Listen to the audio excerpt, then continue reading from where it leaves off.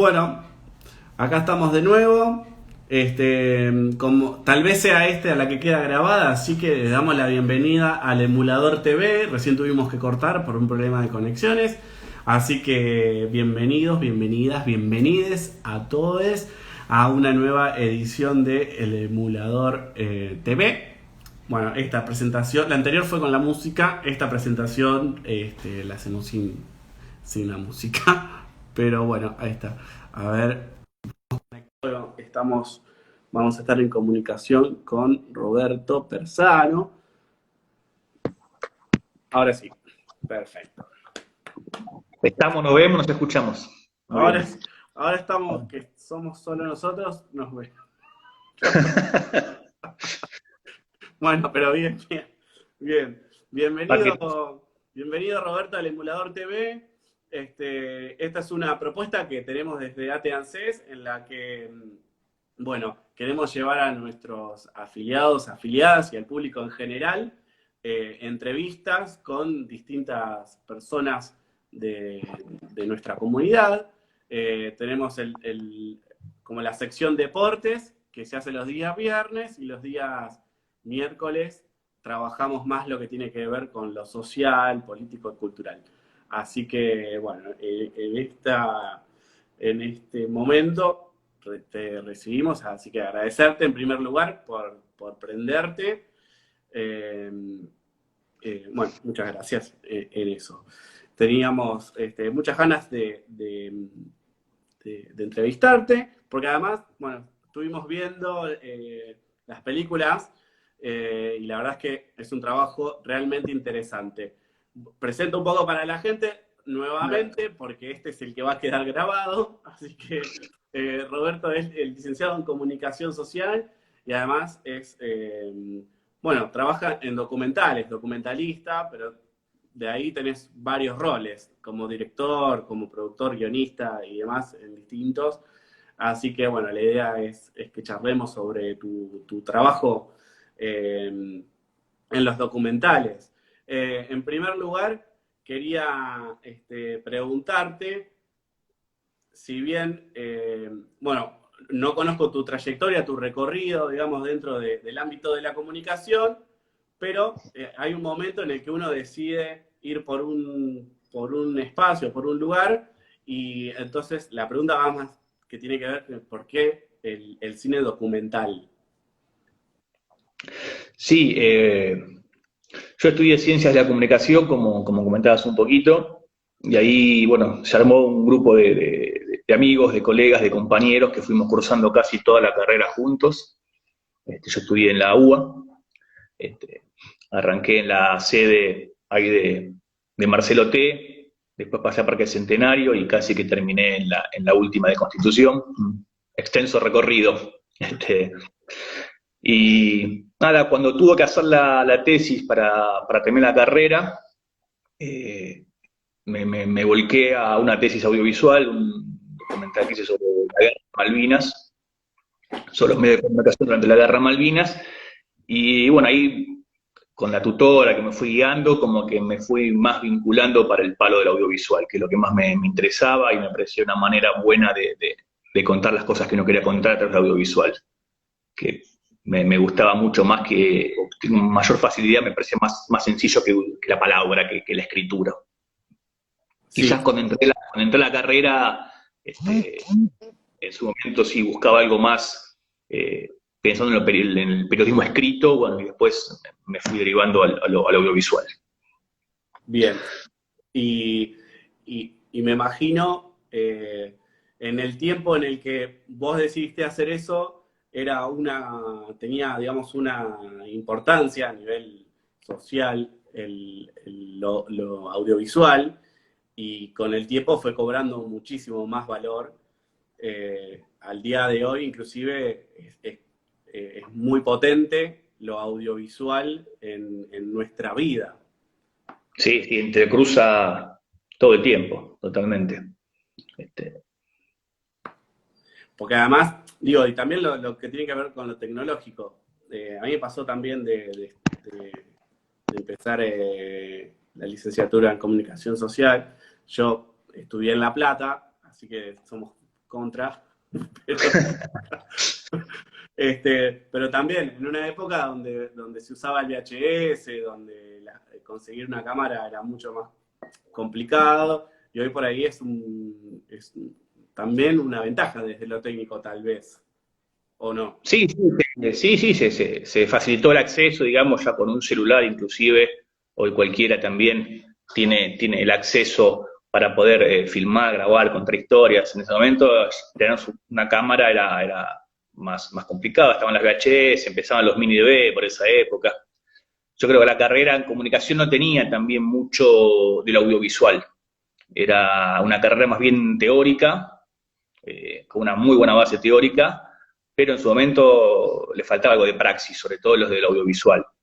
Teníamos unos talleres que fueron también los que me marcaron, taller de televisión y de cine, eso fue un poco también lo que me marcó el camino en la carrera. Pero no había mucho, en comunicación por lo menos, mucho contenido así práctico, ¿no? Eso después lo fui solventando con concursos aparte y con la propia experiencia que vas tomando en los rodajes. Y ya adentrándonos en tus producciones propiamente, que además, como vos decías recién, son en conjunto con un equipo, sobre todo con Andrés Martínez Cantó y con Santiago Nasif, ¿no? Que comparten las direcciones de los, entre otros, ¿no? Entre otras personas.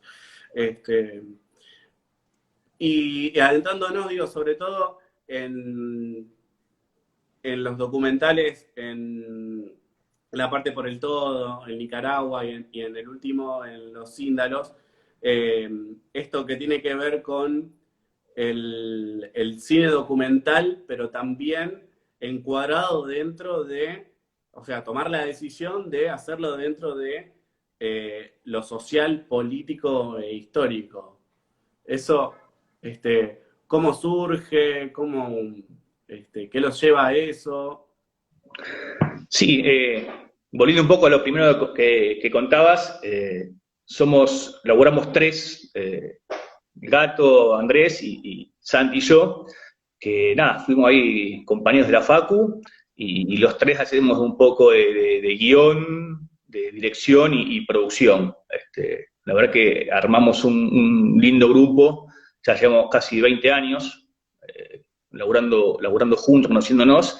Entonces, como que las cosas, por suerte, fluyen entre nosotros, nos conocemos y cada uno a lo mejor ocupa algún rol primordial en cada película, pero los tres hacemos las tres cosas. Gato, a lo mejor, tiene más clara en producción y estamos ubicados a eso, yo un poco más de dirección, Santi en guión, pero bueno, trabajamos como grupo, digamos.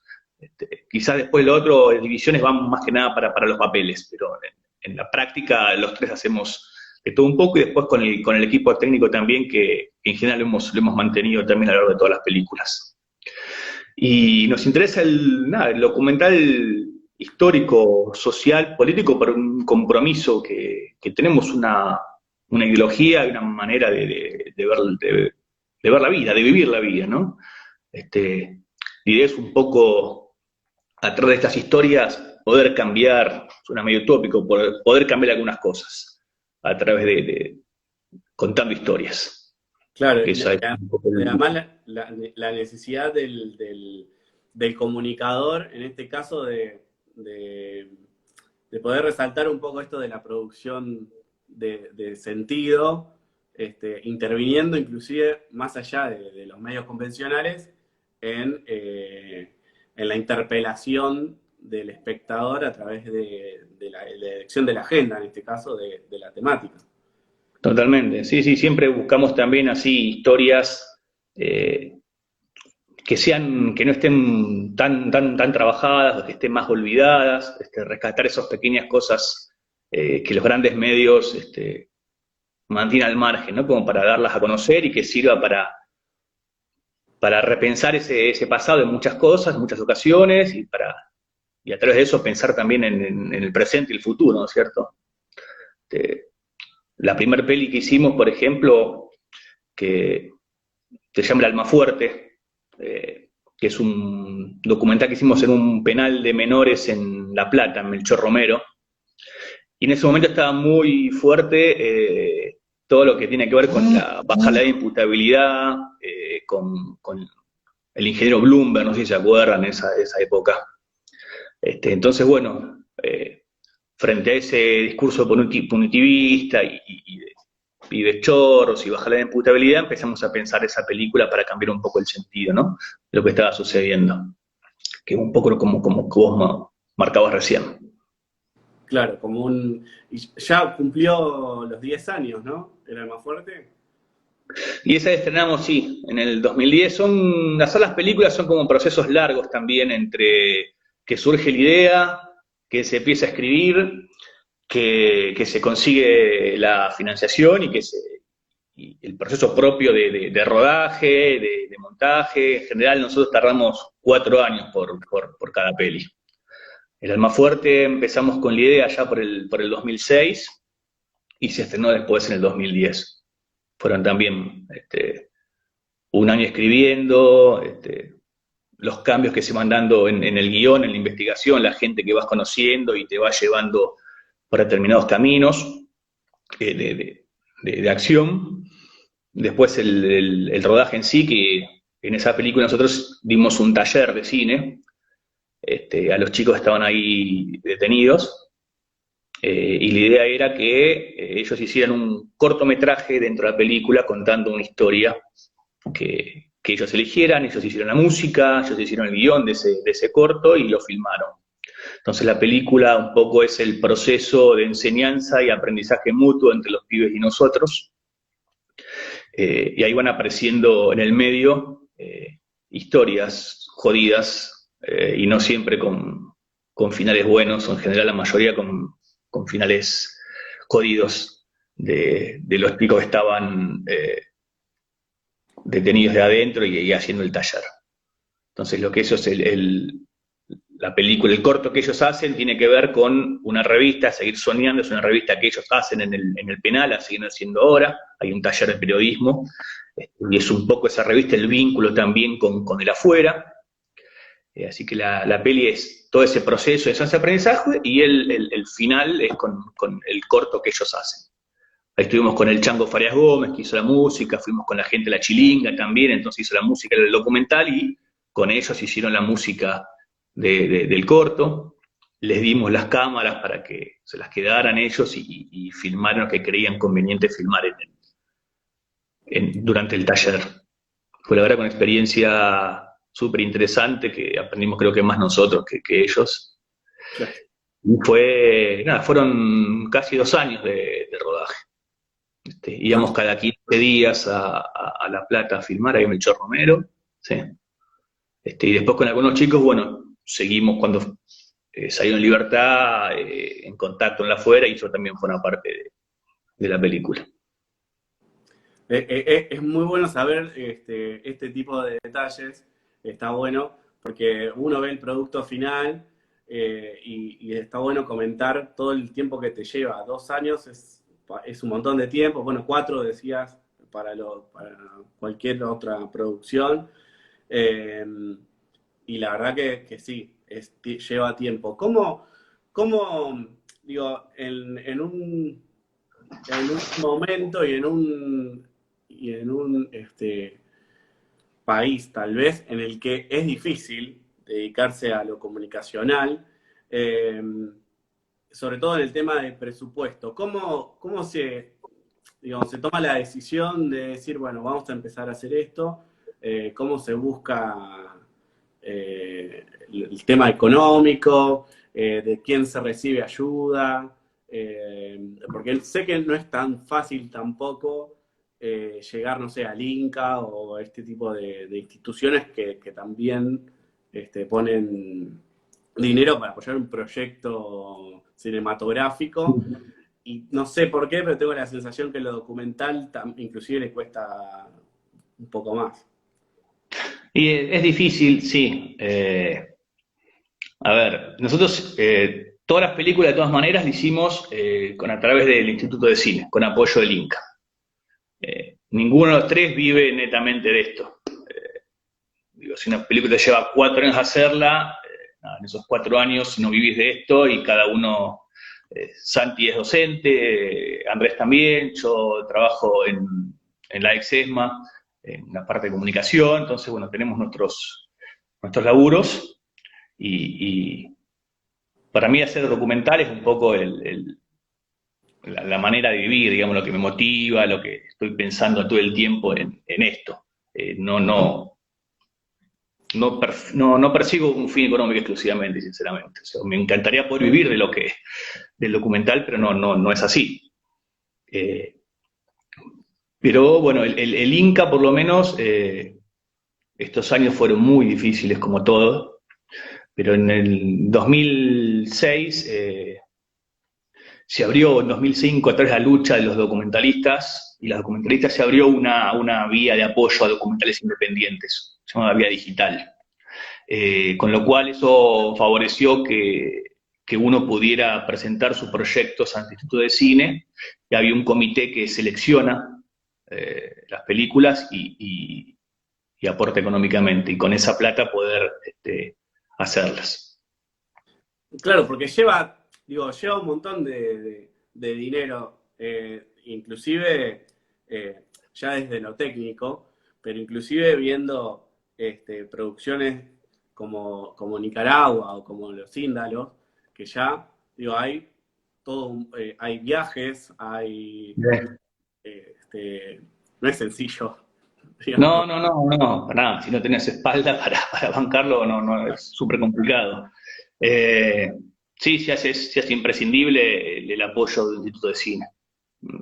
En el sentido, la verdad que, bueno, como te decía, en el 2007, a partir del 2005, cuando empezaron esta vía digital, se incrementó la cantidad de proyectos que se presentaron, y eso implicó también que haya aumentado la cantidad de miradas que hay sobre nuestra historia, sobre las películas, y al haber también mayor películas, se fue mejorando también la calidad.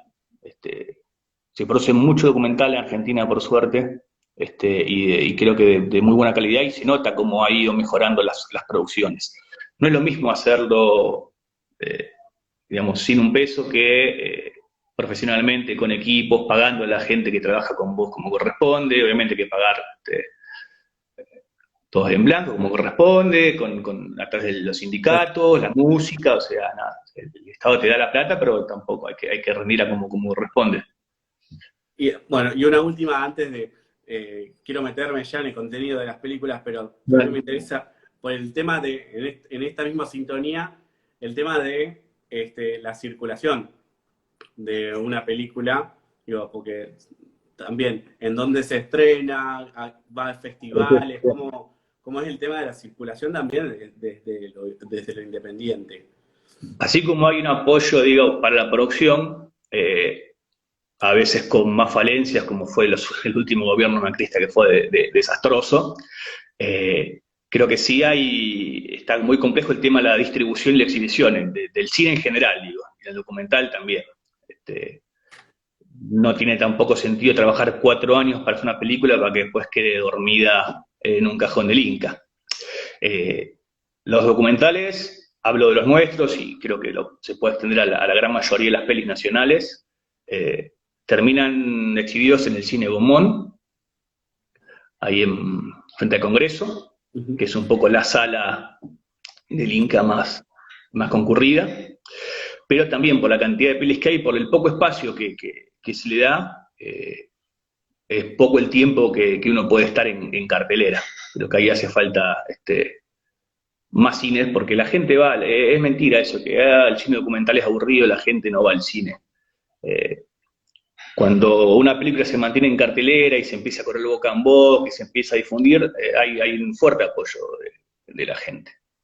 Pasa si comparás con las producciones gringas y todos los tanques de Hollywood y toda la producción y la prensa y la publicidad que te llena la cabeza todo el tiempo, es imposible contrastar contra eso, competir contra eso. Pero la verdad creo que hay un interés por ver películas nacionales, y está demostrado ahora que a través de la plataforma de Cinear, por ejemplo, aumentó muchísimo las pelis que se están viendo. Sí, y además una plataforma Cinear, de eso te iba a preguntar, por las plataformas, pero digo, y Cinear Es una que estaba, durante el macrismo estuvo planchadísima, y ahora está cobrando relevancia nuevamente, sobre todo con el tema de la pandemia. Se está moviendo mucho, sí, sí, se están estrenando las películas por el canal y después se pueden ver por la plataforma también, en Cineplay. Y Claro. por suerte están dando, sí, están dando muy bien, las películas están llegando a bastante gente. Y después están, bueno, el recorrido que hacemos nosotros es un poco ese también, es el estreno, si querés, comercial en sala, y después o antes un recorrido por festivales. Que eso también es súper interesante porque te encontrás con otras miradas, otro público quizás al que no pensaba que estaba destinado la película, otras devoluciones, está bueno. Lo que nos gusta a nosotros de las pelis en realidad es después estar acompañándolas en todo este proceso de proyecciones, exhibición, en la medida de lo posible. Que ya sea viajar a un festival afuera para presentarla o mostrarla en escuelas, espacios culturales, digamos, hacemos películas que son para eso, para mirarlas, para debatir. Creo que lo más interesante después es eso, es el intercambio con el público, el ver qué te genera, qué cambios podemos lograr a través del cine, así de vuelta es muy enriquecedor. Está bueno. Y ahora en pandemia vi que hubo algunos festivales como virtuales. El de Y la México. mayoría, sí, sí, los grandes festivales también se han suspendido y se está haciendo todo online. ¿Sí? Que Sí, bueno, perdés esa cercanía sí, con el público, pero la claro, recepción. por otro lado también, bueno, ganás si querés más masividad, ¿no? Que las pelis lleguen a más gente. Claro. Bueno, y ahora sí, bueno, un poco adentrándonos, ya hablábamos del Almafuerte, pero hay tres películas más, que son La parte por el todo, Nicaragua y Los Índalos, que este, bueno, principalmente a mí, cuando las vi, me tocaron un poco la fibra emocional, además del compromiso social y político, pero también veo entre ellas que hay como una relación entre las tres, digamos. Ya sea por, eh, por las temáticas, por la temática o las temáticas, pero digo, desde lugares también. El Pozo de Banfield, por ejemplo, que aparece casi en las tres o en dos de ellas, y después la protagonista de Los Índalos, protagonista en vida, digamos, es Aurora. Ahí tendríamos que ver quiénes son los protagonistas de la película, pero eh, que también está tanto en Nicaragua, bueno, que cuenta toda un poco más de su experiencia, como también en Los Índalos, que ya es parte de su vida personal. Eh, eso, esa conexión, digamos, surge de manera a propósito, digamos, o se me ocurrió a mí. No, no, no, se va dando naturalmente. Una sola película es un recorte y quedan muchas cosas afuera. Que quedan dando vueltas ahí en la cabeza y después las retomamos en otra película. No, es que, no lo buscamos de movida, pero después va fluyendo naturalmente. Quizás no sé, temporalmente, primero, bueno, hicimos el más fuerte, después hicimos la de Nicaragua, el de una generación, después fue la parte por el todo, y último fue Los Índalos. Y me parece que hay un nexo muy fuerte también entre Nicaragua, Los Índalos y un proyecto ahora que estamos trabajando a futuro, como que se van desplegando historias que quedan afuera, que después forman, una pequeña historia que queda afuera, que después forma una gran historia para contar.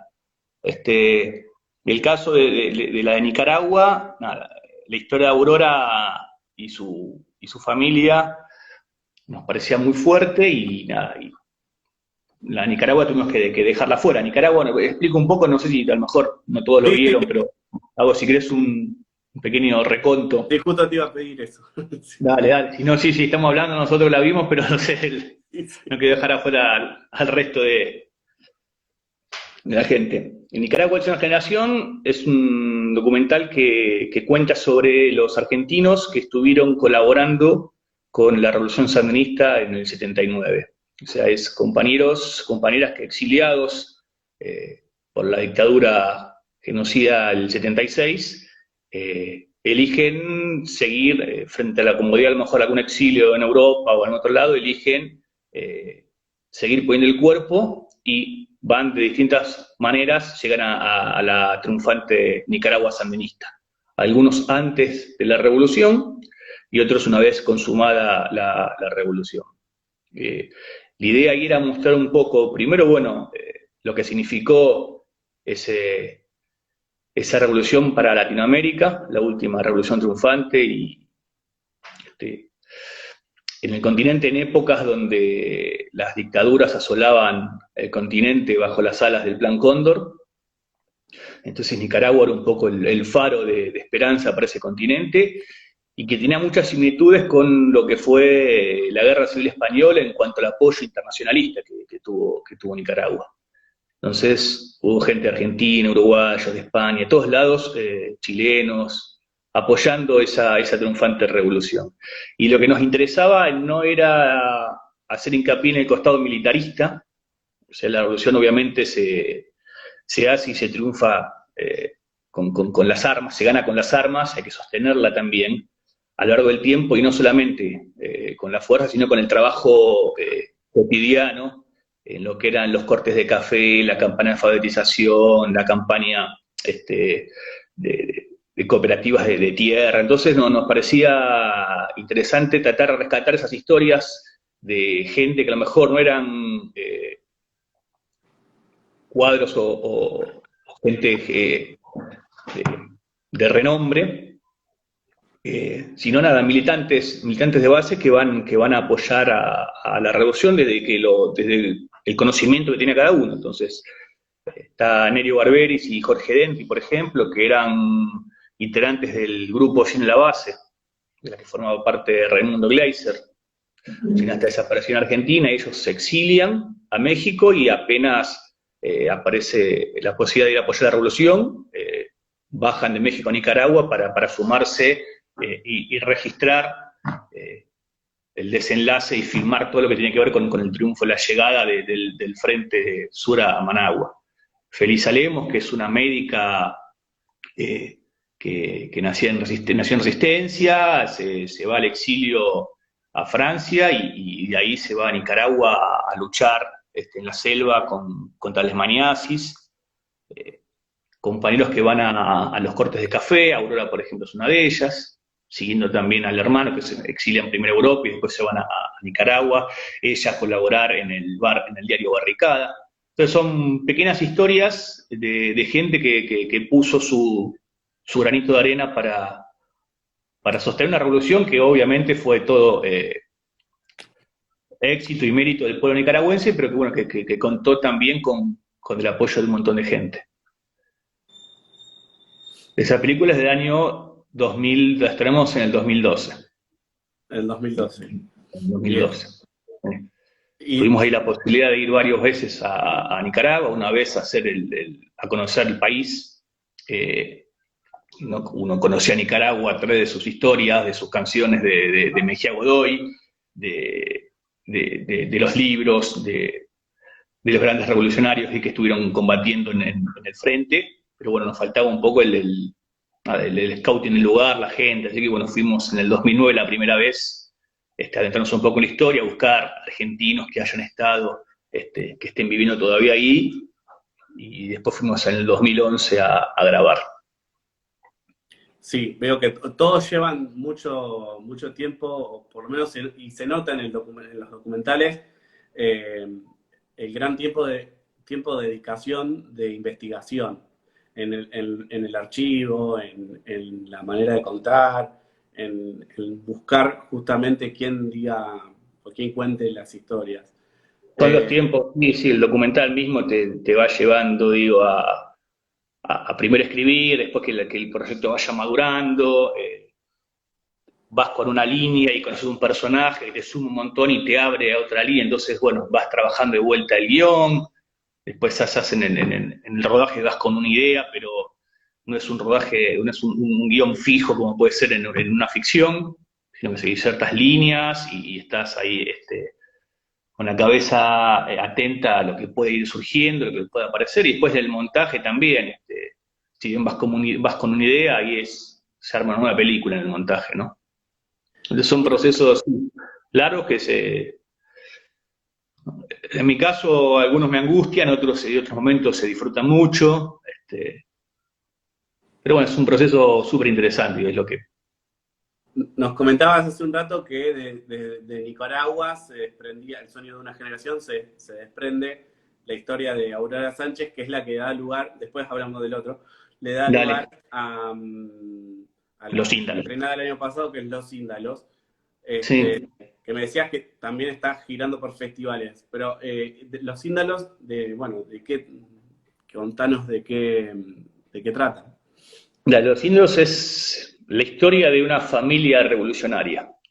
Es la historia de Aurora y la incansable búsqueda por encontrar o saber qué pasó con su hijo y con su hermano, su hijo Roberto y su hermano Iván, que son dos de los que cayeron en la tablada durante el intento de ocupamiento del cuartel de la tablada en enero del 89. El hermano Roberto Sánchez, después apareció su cuerpo, pero Iván es uno de los 4 compañeros desaparecidos todavía desde ese momento, durante plena dictadura, durante el gobierno de Alfonsín. Entonces, la historia nos guía un poco por la vida de Aurora, que es una mujer que tiene 70 y pico años, y es una historia que cruza un montón de revoluciones, porque arranca con su padre español, que combatió contra el franquismo, que se tiene que exiliar por eso mismo a Francia, que está en un campo de concentración, en Argelès-sur-Mer, en la frontera, donde los exiliados franceses terminaban después, los exiliados españoles republicanos terminaban ese campo de concentración. Se logran salir y vienen a Buenos Aires. Aurora y su hermano nacen en Francia, y en Buenos Aires arrancan una nueva vida buscando las posibilidades que no había en ese momento en España, y después de joven, Roberto era camionero, viajaba mucho por el norte argentino, empieza a palpar, a conocer, a vivir la pobreza, y empieza a militar en el PRTERP. Entonces después en el año 75 lo detienen por militante, Zafa, que lo detiene antes de la dictadura, con lo cual estaba blanqueado, exactamente. Y cuando sucede la desaparición de las monjas francesas, de la mano de los marinos argentinos, el gobierno francés pide por la liberación de ellas, y obviamente el gobierno de los milicos ya las había desaparecido. Lo que ofrece a cambio es la liberación de algunos ciudadanos franceses detenidos. Entre ellos estaba Roberto, hermano de Aurora, que había nacido en Francia. Entonces, a raíz de eso, después de un periplo largo por muchos centros de detención clandestinos, el Pozo de Banfield, en Trelew, en La Plata, digamos, tuvo un recorrido nada fácil, logra salir a Francia y atrás de él ya va Aurora con sus hijos. Cuando está en Francia, Roberto va con el grupo de Gorrara Merlo a Nicaragua, antes del triunfo de la revolución. Y una vez que triunfa, atrás nuevamente va Aurora, a seguir a su hermano y a vivir una nueva vida también a Nicaragua sandinista. Luz que había en Latinoamérica, dice ella, creo. Sí, la luz de esperanza que era en el continente, como te decía antes, estamos hablando del año 79-80, todas revoluciones, todos golpes de Estado en el continente, ¿no? El Plan Cóndor hacía desastres en todos lados, y bueno, Cuba y Nicaragua eran como las la esperanza para el continente. Así que ahí en Nicaragua se instalan y el gordo Roberto Sánchez tiene un rol preponderante en el armado de la policía sandinista, es un cuadro que venía con experiencia en Argentina, no, y el hijo de Aurora con 12, 13 años deja el colegio y se suma también a la lucha contra la contrarrevolución. Recordemos que en Nicaragua, una vez que triunfa la revolución del 79, al otro año enseguida el gobierno de Reagan empieza a castigarla, se arma la contrarrevolución, ¿no es cierto?, a capacitar a los contras para derrocar al gobierno de Nicaragua, desde la frontera con Honduras. Entonces, bueno, el hijo de Aurora deja el colegio con 13 años y se va con la juventud feminista a defender la revolución. Entonces, un poco el hijo de Aurora tiene a su tío como el ejemplo a seguir. Y bueno, después el Gordo Sánchez forma también parte del equipo que ajusticia a Somoza en Paraguay. Somoza era el dictador nicaragüense. Cuando le derroca la revolución, huye a Paraguay bajo el control de Stroessner, otro dictador, ante la posibilidad de que esto organice también una posible regreso Somoza, un comando integrado por los compañeros argentinos que lo justician en Paraguay, en una acción épica. Bueno, y el Gordo Sánchez formó parte de ese cuadro. Y después, bueno, vuelve a Argentina, surge el MTP, lo Unidos Todos por la Patria, y Iván y Roberto, el hijo y el hermano, forman parte del grupo que ingresa al regimiento y los dos caen. Entonces, a partir de ahí está la búsqueda de Aurora por saber qué fue lo que pasó con ellos dos. Entonces la película se entrecruza desde la Guerra Civil Española, la Revolución Nicaragüense, la lucha, digamos, contra el franquismo, la dictadura argentina, bueno, y el presente de Desaparecidos en Democracia. Sí, mira, ahí te dejan un mensaje. Pablo Villar, dice, capo director, siempre involucrado desde las obras con temas que van desde la inclusión social hasta recordarnos la historia viva de nuestra Latinoamérica viva. Sí. Gracias, Pablo. Saludos. Laura Frascheri pregunta dónde se puede ver. Creo que esta no la podemos ver, ¿no? Mira, Los Índalos se está pasando por ISAT. Habría que entrar bien, no sé los horarios, la verdad, de ISAT, no tengo cable, así que... pero si tienen cable, creo que se puede ver por ISAT. Después no está liberada, nosotros en general después las películas las liberamos cuando pasa un tiempo, porque nada, la idea es eso también, que cada uno se pueda mirarla o proyectarla, llevarla a su colegio, a su centro cultural, digo, no sirve de nada que creo que la gente se apropie las películas, en realidad ese es el objetivo. Pero bueno, ahí hay también un margen de tiempo donde la peli primero tiene su recorrido por festivales que no permiten que se libere así. Pero la parte por el todo está liberada. La parte por el todo sí. Está en YouTube. Está en YouTube. ¿No? Sí. Claro. Sí.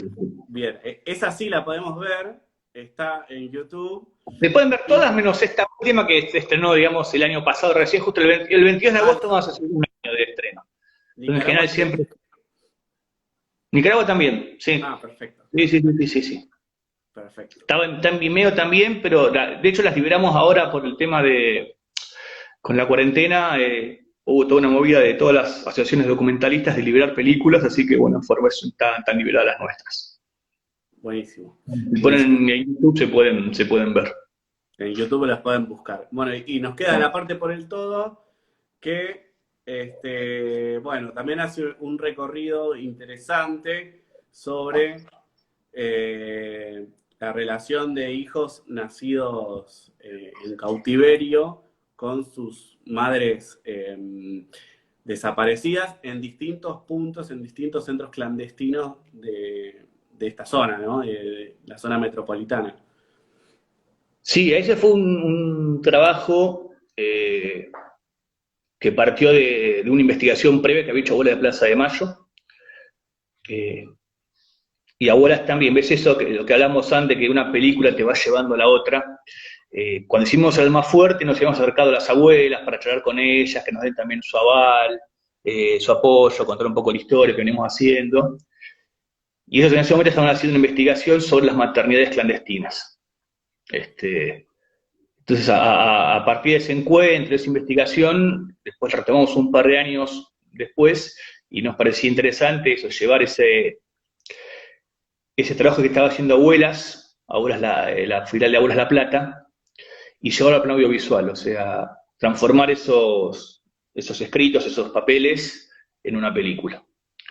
Entonces, la parte por el todo indaga un poco sobre cómo funcionan las maternidades clandestinas que funcionaron en los centros de detención durante la última dictadura militar.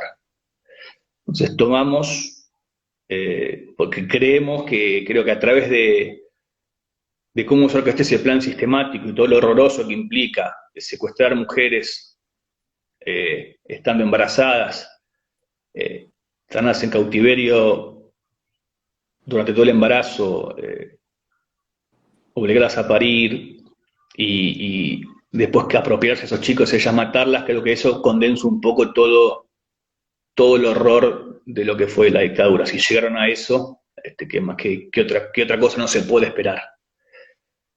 Entonces nos tomamos los 3 centros donde mayor cantidad de nacimientos hubo, que fueron Campo de Mayo, el Pozo de Banfield y lo que fue la Exesma. Y a partir de ahí, a partir de la historia de 3 nietos que recuperan su identidad, que nacen en cada uno de estos centros, empezamos a dar cuenta un poco cómo se orquestó ese plan sistemático de apropiación de menores. Entonces, Carlos de Liga, la historia de Carlos nos permite adentrarnos en lo que fue el Pozo de Banfield, el padre uruguayo. En el Pozo de Banfield había muchos detenidos uruguayos. Guillermo Pérez Roysimple, que nació en la Exesma, y Belén Gentile, que nació en el Hospital Militar de Campo de Mayo. Entonces, a partir de ahí, damos cuenta de todo lo que fue ese plan sistemático. Fue una película, que nosotros somos todos, tanto Gato como Santi como yo, nacidos en el 76-77, entonces era una historia que nos cruzaba generacionalmente, más allá que ninguno es hijo de desaparecidos, creo que la historia nos cruza. Y tiene que ver también con el compromiso y el apoyo desde lo que sabemos hacer o creemos que hacemos más o menos bien a la lucha de las abuelas. Entonces eso fue un poco lo que nos guió a esa película. Fue un proceso también con sus años, pero fue también muy, muy gratificante, ¿no? Y ahí lo que hicimos, a diferencia de otras pelis, es que sumamos animaciones. Eso es un poco lo que tiene de lindo también el documental. Contamos con el trabajo de Maxi Bearsi, que mientras los nietos con los que trabajaban, los nietas, daban su testimonio, Maxi en vivo iba haciendo unos dibujos en base a esa historia. Entonces, unos dibujos al estilo de trazos, pero que esos dibujos además constituyen una historia, generan una historia dentro de la propia película. Claro.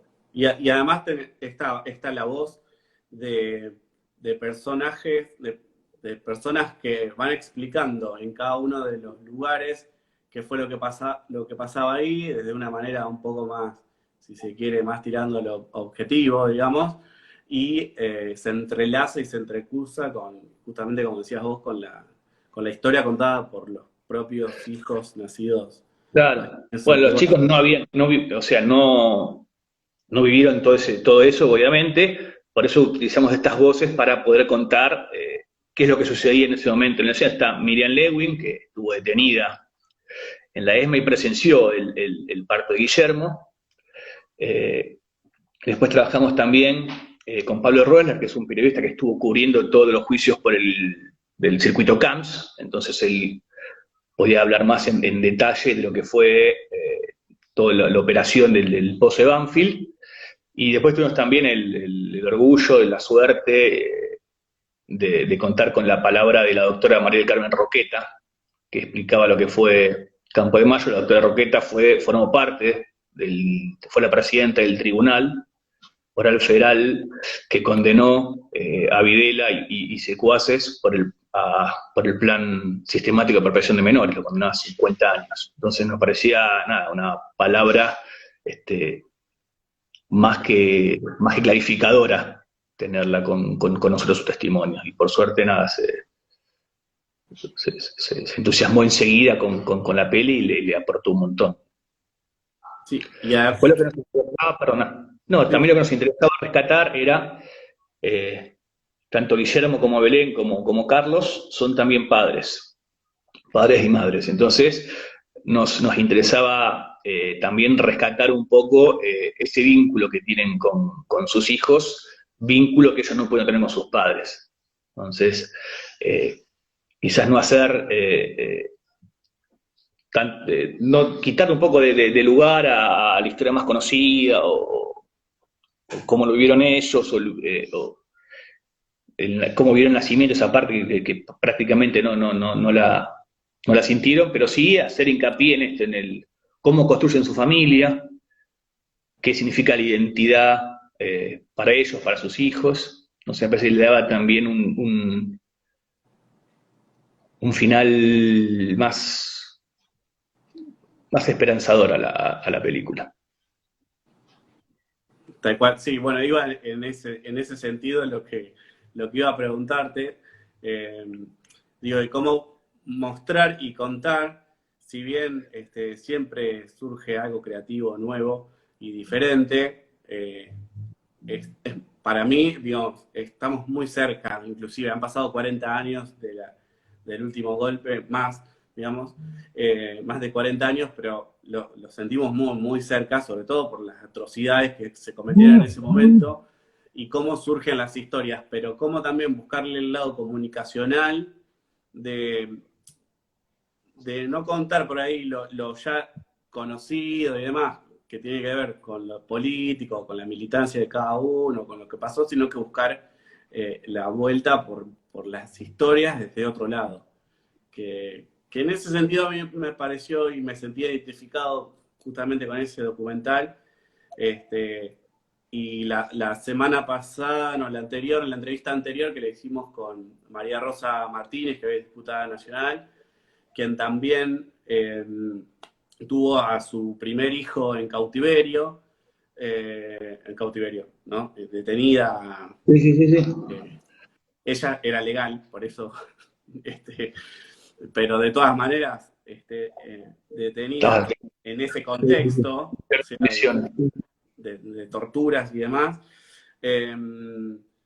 Y bueno, ella también formó parte de un documental que hicimos con unos amigos sobre los desaparecidos de mi ciudad, de Rojas, en donde ella aparece contándonos también su historia y donde también queríamos contar esto, quiénes eran, digamos, completar la silueta de ellos como personas, más allá de lo que haya llevado a que hayan tenido ese final, digamos. Así que bueno, rescatar eso también me parece que es todo un hallazgo comunicacional y que está buenísimo. Ahora me decías, están trabajando también, obviamente siempre una vez que entras a trabajar en la rueda, siempre, y ahora están trabajando en algo nuevo. Sí, lo que te diré también, perdón, cuando hablabas de la actualidad de estas películas, ¿no es cierto? Pasaron 40 años, pero nada, la lucha, siguen habiendo 300 y pico de nietos todavía por recuperarse, entonces creo que nosotros justo estrenamos la película, esa la estrenamos en octubre del 2015, y cómo los contextos cambian, digo, y cómo las películas también se resignifican en cada contexto. La música, por ejemplo, de La parte por el todo la hizo Teresa Parodi. Yo había trabajado, y Andrés también, con ella en el ECUNI, cuando ella era directora del Espacio Cultural de Nuestros Hijos de las Madres de Plaza de Mayo. Hemos ofrecido hacer la música, primero por su compromiso político y por su jerarquía como artista. Así que se había enganchado con darnos una mano con esto. Bueno, después al tiempo la designan ministra de Cultura, eh, así que con una agenda súper complicada, apretada, igualmente pudo hacer la música, que la verdad que me gusta mucho el laburo que hizo Tere. Y la estrenamos en el 2015, en octubre del 2015, donde, bueno, no habían sido las elecciones todavía, había esperanzas de un cambio, lo que nosotros siempre decíamos, bueno, la historia que contamos, obviamente no se pudo haber hecho sin el apoyo del Inca, pero al final de esa historia, porque en la parte por el todo, bueno, los chicos recuperan su identidad, con lo cual ese final no puede haber sido sin la lucha incansable de las abuelas y de todos los organismos de derechos humanos, pero las abuelas que incansablemente vienen buscando a cada uno de sus nietos.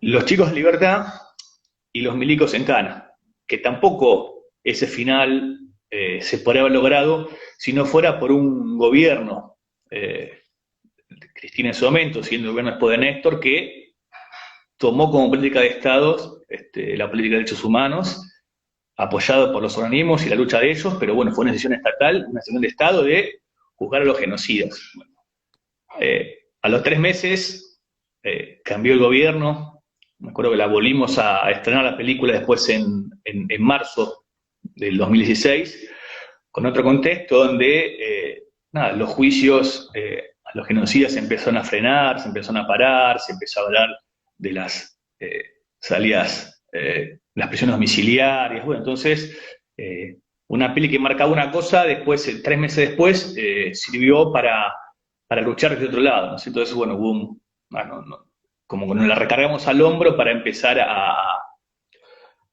generar debates y sumar, a repensar un poco el presente que estamos viviendo.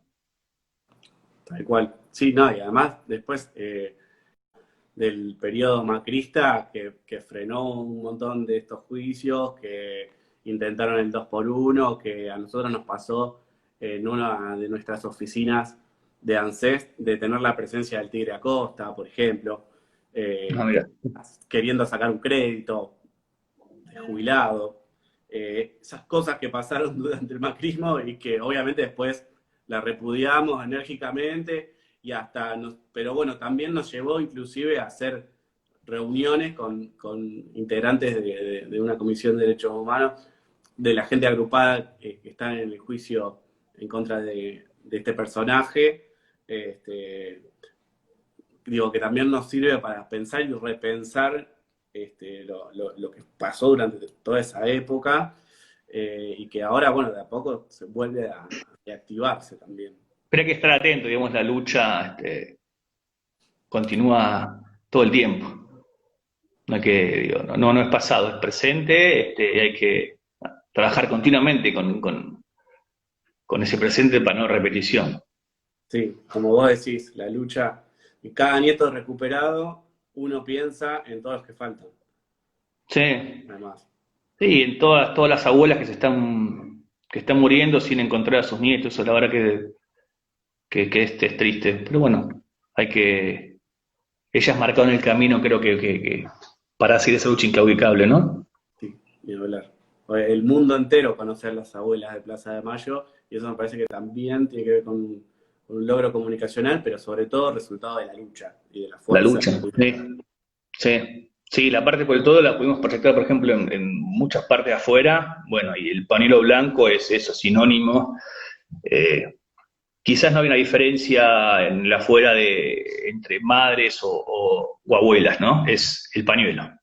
Y lo que simboliza ese pañuelo blanco. Eso es hermoso. Cómo está presente. Tal cual. Y nada, de ejemplo en el mundo, ¿no? Bueno, ya debemos estar por terminar, nos debe quedar unos pocos minutos, así que este es el momento en el que, además de agradecerte nuevamente, dejamos abierto a que si querés agregar algo que nos quedó afuera, que no te pregunté, que te parece que estaba bueno charlarlo o decirlo, es ahora. O en una No, próxima entrevista, ¿no? No, no, pero si quieres un poco lo que quedó pendiente, que me habías preguntado, y después yo me retomé con los ídolos, que bueno, esto de que ahora estamos, nada, haciendo otra película que se desprende un poco de una historia de los ídolos, porque en los ídolos aparece hay un fotógrafo que retrata, que saca la última foto con vida de el hijo de Aurora, Iván Ruiz. Y esa foto fue la que sirvió para que después se reabra una causa por la desaparición de los 4 compañeros y se condene a General Rillá, que estuvo a cargo del operativo, por la desaparición de personas. Porque, esto no habíamos dicho, pero la versión oficial en ese momento fue que no había desaparición, sino que se habían escapado. Iván Ruiz y José Díaz los detienen con vida, hay una foto que se están rindiendo y después desaparecen. Entonces esa foto permitió demostrar que la versión oficial del ejército, que habían sido capturados, matan al camillero, que los estaba llevando detenidos y se escapan, era mentira. Y bueno, años después se pudo llevar adelante el juicio y se demostró que habían sido desaparecidos. El fotógrafo es Eduardo Longoni, que quizás no sé si de nombre lo pueden conocer, pero solamente hay varias fotos que vieron de ellos. Una es la famosa mano de Dios del gol de Maradona a los ingleses.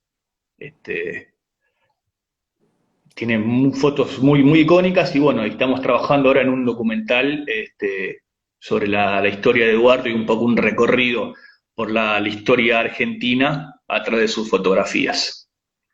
Ese es el proyecto en que estamos embarcados ahora, que empecé el año pasado, así que tenemos todavía un par de años por delante para ir trabajando. Estamos muy contentos porque es una persona increíble con un laburo.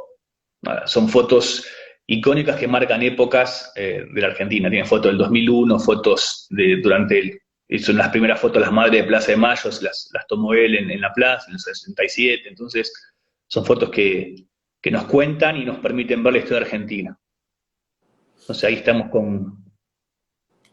con Eduardo trabajando. Ahí estaremos entonces expectantes a cuando surja. Muchísimas gracias. Ahí también, bueno, la gente también va saludando. Laura dice, muy interesante, gracias. Y te saluda también mi compañero Federico, que dice, gracias por la nota, estuvo excelente. La próxima que sea en el local, mirando las películas. Sí, estamos preparando el local para poder proyectar. Así que... Perfecto. Cuenten con eso. Buenísimo. Bueno, ahora sí que nos quedan 2 minutos, así que... No, agradecerte a todos también por la posibilidad de charlar un poco, de contar el trabajo que hacemos. Así que bueno, muy, muy, muy agradecido. Y nada, que si quieren entrar ahí más allá de que después las veamos en el espacio y poder rebatir y charlar, que es un poco, me parece, lo interesante. Nada, si quieren entrar ahí por YouTube y buscarlas y verlas, bienvenidos, nos dejan sus comentarios y charlamos ahí a través de por medio. Bien, sí, vamos a dejar los links ahí seguramente debajo de la entrevista que va a quedar grabada en nuestro Instagram. Excelente, que se apropien, que circule de la película y que la muestre donde les parezca que está. Para eso lo hacemos. Sí, yo ya las hice circular, por ejemplo. Así que... Es eso, digamos, son historias que queremos que merecen ser contadas y escuchadas. No tiene sentido, digamos, quedarse ahí solo. Sí. Bueno, muchísimas gracias, Roberto. Será hasta una próxima, en vivo seguramente. Saludos y gracias. Gracias. Pasaba Roberto Persano, director de Nicaragua, Los Índalos, El Almafuerte y La Parte por el Todo, que pueden buscarla en el canal de YouTube. Así que a no perdérselas. Los dejamos. Esta fue una nueva edición de El Emulador TV. El viernes no se pierdan Cocinate, acá por el canal de Ate Ansés. Y el viernes siguiente vuelve El Emulador con Seba Fabri. Un abrazo para todos, todas y todes.